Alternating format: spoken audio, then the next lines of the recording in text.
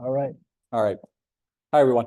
Like Evan said, I'm Jeff McCormack, the co-founder and CEO of Iryss. Want to thank Max for facilitating today's conference. Also, my CTO, Tuan Phams, in the back. Without him, none of this would be possible since I don't code. But what am I? I like to call myself a data geek. Max said earlier that at the age of 7, he started building computers. I wasn't that technical, but I was reviewing code, looking at code, trying to find how data could be used to do something useful. And I've leveraged that into a fairly successful career. I'm a chartered financial analyst, which means for the majority of my career, I analyze data to make stock recommendations and to convince portfolio managers that the recommendations that I was making were valid and reasonable. And the industry that I did that in was in healthcare. So I have a deep well of experience in both financial services and healthcare, which are the two industries where data is the most obfuscated. It is not readily available. It is not helping to inform or train ChatGPT, the LLMs used by OpenAI or anybody else.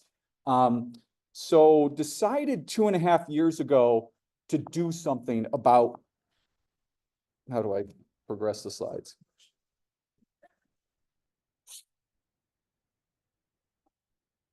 You just click. Does it do anything? Nope. Just Okay, click I'll on try. Okay. So because of this obfuscation, people, whether it be patients or clients, users in a financial members in a financial services space, have difficulty understanding the information that's being provided to them. So we believe that everybody is entitled to a future free from financial fear, right? So people are concerned about their financial futures in many different ways. So 2.5 years ago, we embarked upon a journey in the financial services space. I was trying to solve a problem on fee obfuscation, not disclosing how much they were charging clients, thus overcharging them, and clients being left out in the dust. I went to an accelerator program because that's what entrepreneurs do, especially first-time founders, and I got the feedback, cute product. Yeah, it bloated the ego, to say the least there.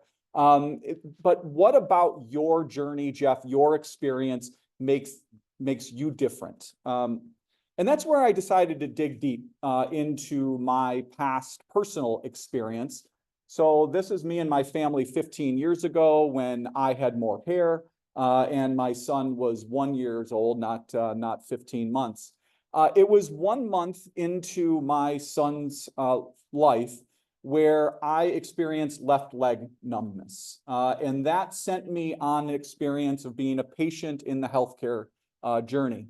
So 3 weeks after that left leg numbness, I had a spinal tap. 2 weeks after that, I had a spinal MRI. And 2 months after my initial symptoms were experienced, I was diagnosed with multiple sclerosis. So 15 years later, I'm here, I'm healthy, I'm good, mentally, physically, everything's fine. Thank you, modern medicine. But it wasn't until about October of 2008 where the true shock and awe occurred. That's when I received my first medical bills. Because the healthcare system can't figure out how to bill people in a reasonable time frame. It's 45 to 60 days post experience. And fear, financial fear set in my life for the first time. Financial anxiety. What the heck am I going to do? Because at that time, I didn't know if I was going to be productive for the next 5 to 10 years, let alone 15 years. What was I setting my family up for in the future in terms of the cost associated with my experience? And the unfortunate reality is that 92% of patients like me fear for their financial future. Thank you to Sarah Weaver in the back for helping me to uncover that statistic. So if anybody needs market research done, this is a free plug for what Sarah does. It's fantastic work. Highly recommend that you use it. As a data person, you're constantly asking the question, why? Why? Why are 92% of patients afraid or fearful for their financial future? Because healthcare is freaking expensive. And more of those costs are shifting onto families like mine. Employers are shifting the financial responsibility of healthcare onto employees with the advent of high deductible health plans. In 2008 was when I was first diagnosed. I was a lucky one of 4% of all patients that were on a high deductible health plan. 15 years later, over 50% of all employees are on a high deductible health plan, meaning they're spending $6,000 per year in out-of-pocket medical costs before insurance picks up coverage. That trend, people, $550 billion in out-of-pocket spending, 90% of it is for patients like me, chronically ill individuals, the 133 million Americans like me that are spending a ton of money on healthcare. I blow through my deductible and out-of-pocket max the first quarter of every single year. As a result, 46% of patients discontinue treatment because of cost. Okay. The long-term ramifications of that statistic are staggering. The healthcare system in the US is a $4.2 trillion industry. So much of that cost can be attributed to that statistic. Like, we should all walk away from this conference like, we need to do something about this. We can't sit here as an advanced society and let half of all patients discontinue their treatment plan because they're fearful of the costs associated with their treatment. It's a meta problem too. It's not just chronically ill families like mine. 72% of patients can't afford their medical bills. What do? Well, most of them just don't pay them. And they just let them go to bad debt. Hospitals write off over $40 billion per year in self-pay bad debt. So debt that's associated to patients that can't pay their bills. Most of those debt is under $250, $250 to $500. Now credit reporting agencies aren't even going to put that on credit reports. So guess what? Hospitals are done trying to collect anything under $500. They're just going to stop. But patients like me, thousands of dollars a year. Yeah, they're still going to come after us to collect our money because it's a meaningful number. Okay, I said I was a data geek, people, right? So I lots of statistics. Medical issues are the #1 reason for personal bankruptcies in the US today. 40% of all cancer patients will go bankrupt within 5 years of diagnosis. I hope I've properly illustrated the problem that Iryss has set out to solve.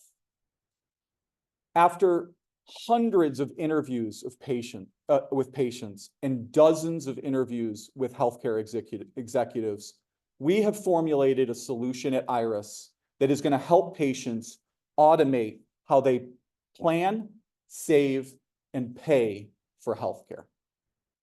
We've started out by helping to guide them to cost-saving programs. There are over 9,000 financial assistance programs that are available to help patients like me reduce the out-of-pocket consequences of their diagnosis. The second thing we've done is we developed tailored payment strategies to help patients pay for the bills that they're responsible for in a manner that's in their financial best interests. But today we're going to focus on this plan side. Planning, to me, as a former financial services professional, is the most important element in improving our financial situation. Because if I can proactively plan for an expense in the future, I can do something about it instead of reacting to that situation after the fact. So we're going to spend some time on the machine learning work that we've been doing on the plan side. But before we get there, I want to give you just a snapshot of Iryss today. So Iryss today uploads medical information. Patients upload medical bills to Iryss. That's the average medical bill for a patient that's coming in to use Iryss, $3,600. The average household income of an Iryss user, $70,000. These families have almost zero capacity to pay their medical bills. And frankly, they're scared out of their minds on how they're going to either put food on their table for their families or pay off their medical bills. This is why medical bills are not being paid in this country. This is why treatment is not being picked up or followed. Treatment plans are not being followed. We need to do something about this. So what are we doing? Here's our hypothesis. So we started with lung cancer. Why lung cancer? Unlike Paul and Allison that got grant money early on in their journey, I decided to wait a couple years into mine before I decided, yeah, grant money would be a great way to fund what we're working on here. The problem is everybody wants grant money in AI now, so you need a prototype. So I spoke to a grant writer, and the grant writer said, okay, let's start thinking about these short duration diseases where you could easily accumulate enough data to develop a prototype with good predictive power. His suggestion was pregnancy. I said, I don't think pregnancy is a chronic illness. So no, I'm not going to go with pregnancy. We went with lung cancer, which happens to be the most prevalent form of cancer, but also has, at the later stages, if you're diagnosed with stage 3 or 4 lung cancer, has very, very short life expectancy. Stage 4 lung cancer, about 2.7 years. Stage 3 lung cancer, close to 6 years. So we could use these short data windows to come up with our algorithm and our models. Really liked Paul's circular flow here versus my linear flow, because he's right. This is a circular process. The models are always learning. You're always adding more data, meaning the models are evolving. So this is not, you go through the linear steps and then you're done. It's a continual process. And thank you to Landon for showing those steps as well. Okay, I talked about the data problem in healthcare. It's significant, people. Yeah, there's data sets out there. They're either owned by the government, which, they're not that expensive. They're not that good. And it takes a long time to acquire them.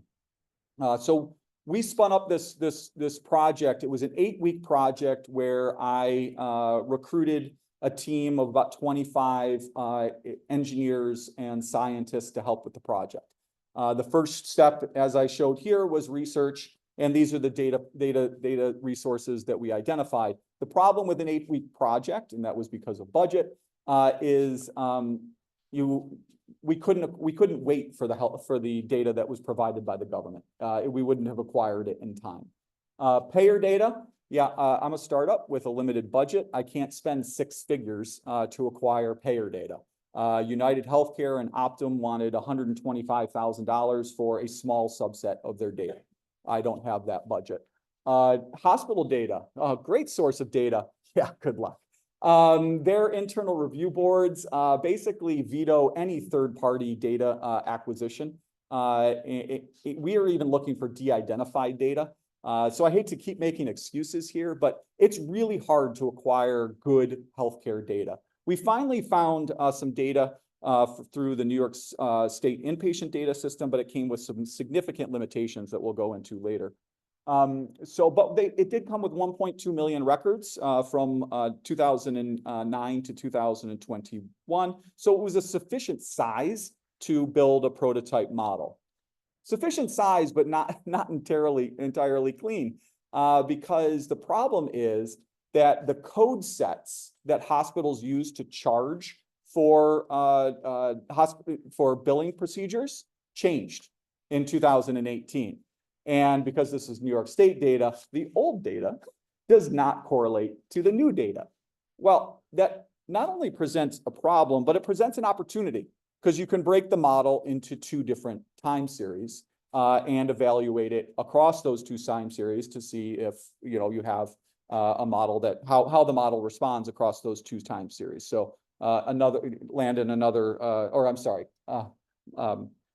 flow chart here, less pretty than the earlier presenter. So what are the important inputs to our model? Stage of disease. So where are you in your diagnosis journey? How old are you? Where do you live? And what is your gender and ethnicity? We talked about variability and outcomes of health data based on race and gender. It is true. There's enormous price and cost variability within this data set as it relates to race and gender. Reminder, this is a prototype model. So we had a very good result, but it is not production ready. It is what we wanted, right? It is a prototype with fairly good predictive power, but with serious limitations. We used many different types of modeling strategies. Please don't ask me, Evan, why we picked XGBoost. I said I am not a coder. We tested many, and that was the best performing model that we had. What were the biggest limitations in our journey? The first is health insurance. So we did not know how patients that were coming in to this, of those 1.2 million records, how they were insured. That's a big flaw with our model because your health insurance dictates how much you pay out of pocket, whether it's a co-insurance plan, a high deductible health plan, Medicaid, Medicare, what plan or uninsured, huge implications into your cost of care, right? So we understand that limitation. The second limitation is end of life costs trump almost every other cost. We're going to get into the treatment costs associated with this journey, but the necessity for home health and assisted living in the end of life are significant attributes to the total cost of healthcare for cancer. And then loss of productivity, the effect of income, right? Not just for the patient, but for the caregiver. So what is the impact on household income as a result of diagnosis? So these are the three areas that when we receive SBIR funding, we expect to explore more deeply. Let's go through a use case. So we fed the model the following characteristics. So stage 2 non-small lung cancer patient, 45 years old, living in Webster, which is my town. We specified that it was a Latino male. This is the cost estimate. I rounded people, so don't think that it just comes with rounding figures, I rounded up. The interesting thing of our model and the way that I wanted it constructed, I kind of set some parameters was I want it broken up across 3 categories: drugs, diagnostics, and doctors. Because when we think about healthcare and the treatment, our treatment, those are the 3 categories that we think about, right? How much am I going to pay to on treatments? How much am I going to pay to first diagnose the episode, but also to monitor it over time? So the diagnostics, and then my doctor's visits. So we see in year 1, there's a substantial cost, especially in cancer, because of the cost of chemotherapy and radiation, which were prevalent primarily in that earlier Model A cohort. As we got into the later stages, immunotherapies became more prevalent. That's why you see the arrow going up, because the immunotherapies are six-figure treatments. Why does this matter? So great, Jeff, you created a model that predicts future costs associated with care. It matters because in the future now, I can map out on an annual basis what my out-of-pocket outlays are going to be associated with that disease journey. And as a result of that, I can proactively plan for what's in front of me.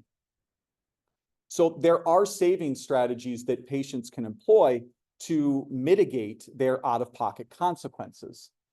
So on the drug side, there's copay assistance programs, and there's also the use of digital pharmacies. I just read an article today about California kicking out CVS as their PBM, and signing a partnership with Mark Cuban Cost Plus. Huge coup for people that are on the California plan.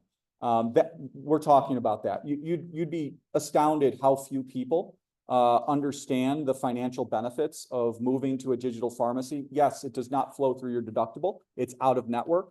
But the difference between spending $200 per month in out-of-pocket medical costs for an oral chemotherapy versus $5 a month is significant.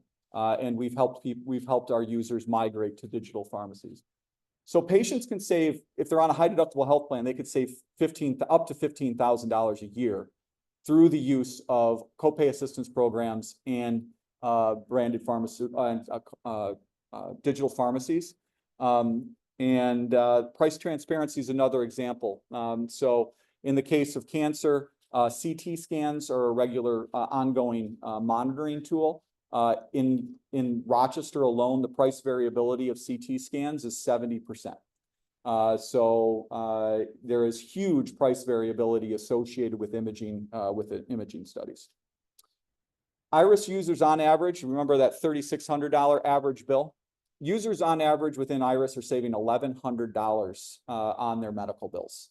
And that's through the strategies that we talked about earlier. We've been live for 6 months, so this is still, we're still growing our data, but we're having real significant results.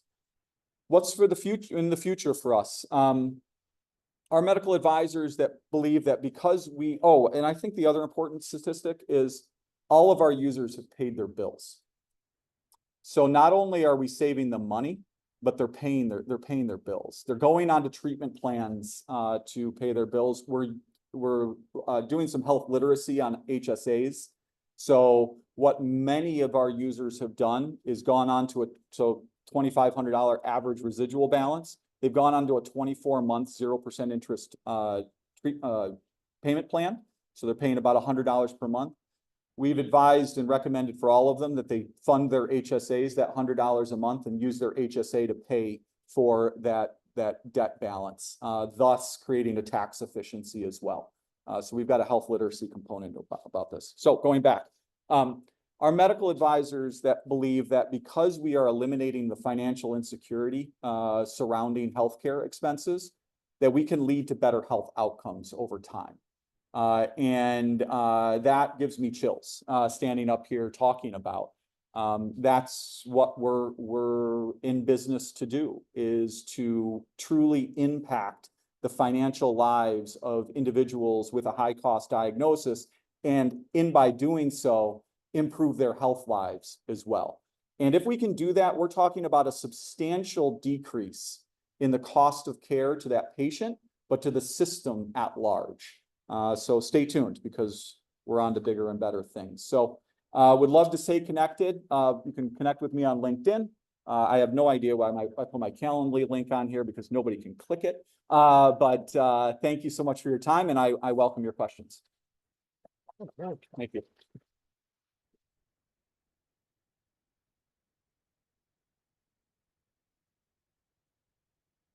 2018, my son was 6 years old, and I was running out the door to take him to soccer practice. And we were scarfing down dinner, and halfway to practice, I realized that I had a piece of beef lobster. And thought, well, it'll come up a little bit. By 11 o'clock that night, it was still there. I could breathe, but I couldn't swallow. And I did everything I could to get it loose, and I did not want to go to the doctor. I sat on my couch upright, thinking I could sleep like this and it'll work its way down overnight, which is a really not rational thing. So I had a $5,700 deduction, and I knew that one visit was going to wipe it out. I eventually went. They sedated me for 10 minutes. They scoped it. $5,700 deduction. So I can relate, and I'm a very privileged person who can handle that. I'm very fortunate, but I still thought about literally sleeping upright and risking my breathing and saying, so you're working with a lot of people who don't want to engage the medical system unless it's catastrophic. So what we really have is catastrophic care in this country. We don't really have health care for about 50% of the population. True. The first thing I'm looking at this wondering is, how do people find you? And are you working with individuals? I mean, what is the Iryss interaction with patients? Yeah. So we're distributed through employers today as an employee benefit. Yep, so nonprofit employers, captive employers, self-funded employers are the ones that have been distributing us first. We just launched in June, so we're live at 3 enterprises right now. So that's how users are finding us today, through their employee benefits offering. We are going live with Grit Health in January. So Grit Health is a 40,000 member cancer community. And so stay tuned on that. David Craig and I, the CEO, did a webcast a couple of weeks ago. Yeah, we're still a young company. So, but the experience is very short onboarding. So 3 questions where we get a snapshot of your demographic profile. We're trying to limit the amount of PII that we collect up front as much as possible. Obviously, we collect a lot after we get a medical bill, but that's the second step, Evan, is uploading a medical bill either by downloading it from your patient portal or by taking a picture of one that was mailed to you and uploading it to Iryss. And then our team Iryss analyzes that and gets back to you on next steps. Does the medical system have any opposition to this? Not yet. So in fact, health plans have shown a significant amount of interest in potentially partnering with us. If we can prove that health outcomes piece, if we can improve health outcomes, I have no doubt that we'll have contracts with every health plan in the country. But that's a multi-year process that we're building that project plan right now. Will you come on Connections and talk about? Absolutely, would love to. Let's turn to the audience. I'm sure there's probably some feedback here if anybody wants to put a hand up. There's one in the back. There's out there. Nice. Getting my workout today, but.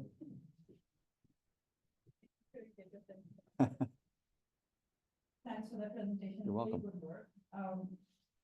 2 questions. The first is, have you thought about how you will actually meet the needs of the most vulnerable populations? Because obviously you're not there yet. And the second question is, have you reached out to Medicare yet? Because they were making this big push towards value-based healthcare. And part of that has to do with preventative care that would potentially reduce a lot of the bills. Yeah, no, good questions. Thank you. And I completely agree with you on the first one. In terms of the most at-risk individuals in our country. That would be the Medicaid population. There's a substantial use case for our tool within the Medicaid population. We're not there yet. We plan, it's on our roadmap, and I have a personal reason for why I want Medicaid there. I'm on the board at Mary Cariola Setter. Where the majority of their enrollment, their students that go to school there, are Medicaid patients. So I believe there's a strong use case there, but we're not there yet. On Medicare, so on the government side, dealing with government's always interesting. We were evaluating the Cancer X program. They're looking for companies that are a little later stage for their accelerator program. They're focused on financial toxicity within cancer. So it would be a great area for us to explore. Yeah, we're kind of a little too early for them even yet. Thank you for the questions though. And while we wait for another one, I've got one myself. Yes, please. 2 years ago, my girlfriend had cancer and spent 24 weeks in chemo, 6 weeks in radiation surgery. This year, in part of a follow-up, to make sure that what was eventually diagnosed as a pinched nerve in her neck was not metastasis, she was ordered to get new scans. Mm-hmm. She got the scans and was then told they're not covered by insurance, despite the fact that her oncologist believed it. You can imagine there was a lot of phone calls and a lot of frustration. Part of what leads to that staggering bankruptcy is what people think is covered and still isn't, even when you do hit the deductible and go beyond it. And I wonder if is there anything that AI in your app or your work in your company can do to help people, to guide them to at least interact better with the system so they're not caught off guard by what's covered and what's not? Yeah, it's a really good question, Evan. And it goes to this case, surprise billing, which is a huge problem in the US today. The case of a patient receiving a bill that they did not know that they were going to be on the hook for because insurance decides not to cover it. Absolutely, I believe Iryss can be a solution to that problem by, especially for the case like your girlfriend with cancer, which is our first use case, predicting what now could we have predicted the future neck pain and associated? Maybe not, but maybe enough cancer patients 2 years out have that sort of symptom that the model says, hey, there's a probabilistic chance that you're going to have a maintenance MRI in 2 years. So let's make sure we have proper planning in place for that in the future, and ensure that the health system that you're with follows these steps in order to get it covered, right? So that the insurance company cannot deny it. Because in most cases, it's a documentation error on the side of the health system that leads to a vote of no claim at the insurance company. I truly think it would be something close to heroic. If you could help people who get those surprise bills and spend hours on the phone. Yeah. Analyzing stuff. I'd rather have it, nobody receives a surprise bill because you know what's coming, you're planning what's coming, and you're in front of a potential problem instead of being in the other side of the problem. No, we're tight on time. We got 2 minutes. We got any more here before we actually, there's a break after this, so we can just, okay. Yeah. So we've got some more to drag on.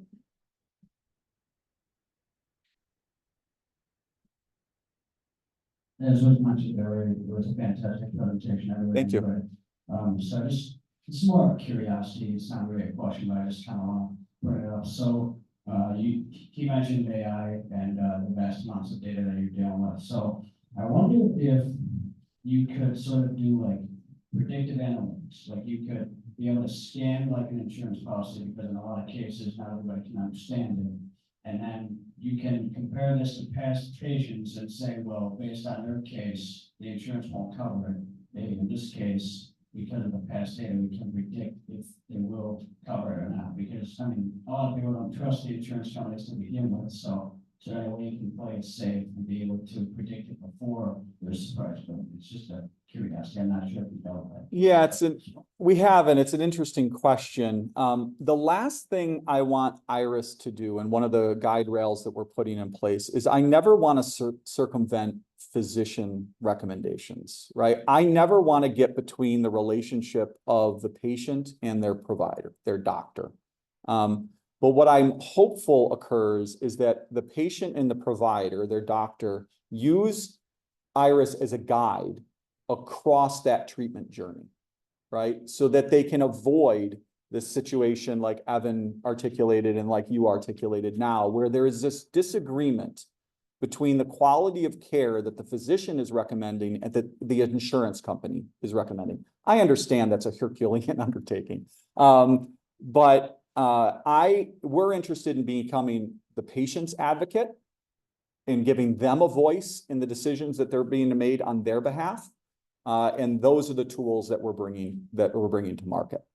I think you got one right behind you, Max. Yeah. Okay, last one. All right. I think it's a great presentation. Thank you. My best friend had breast cancer, so, and also worked in HR with health plans, so like really understood it. And she still said she spent more time on phone with insurance companies than she did treatments. I actually tagged you during this presentation on a post I saw earlier today on LinkedIn about price transparency with medications. It was actually posted by a gastroenterologist. And one of the pieces, and I was just wanting you to react to this, he wrote, when patients ask me how much a medication will cost, I often have no idea. There's so much variability even within the same insurance plan. So when you were saying earlier about the not getting away with doctors, I personally see it as part of that. Yeah, thank you for that. And I agree. And, I don't know how my jokes came over during the presentation, but one of them that I failed to do, because in every presentation you have a script and you're like, but then you're going and you go off script, is on this aspect of price transparency. Price transparency has been around for 20 years. Castlight was born in the early 2000s. Nobody uses it. Why? Because we trust our doctors. We trust so little about healthcare. We don't trust the payers, but most of us trust our doctors to have the best interests of our treatment plan in mind. Now, because we're now financially responsible, for the decisions that the doctor is making, we're asking these sorts of decisions about how much is this going to cost.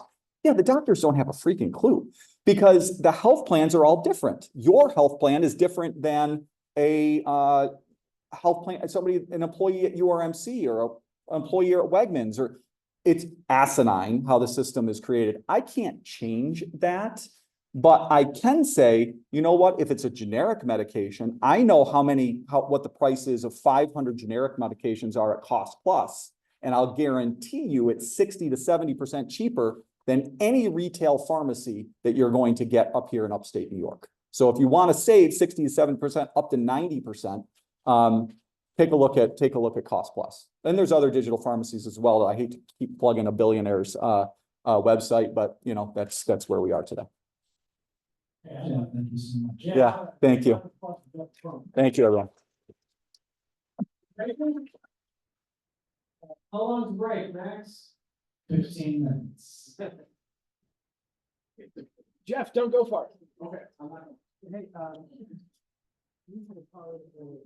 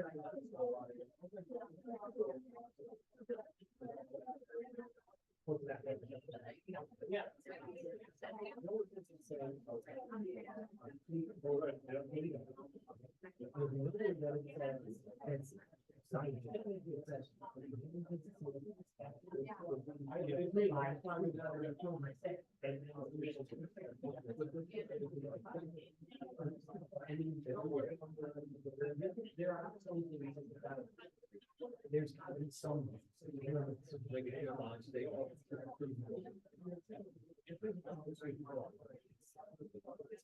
I mean, I think it's starting there.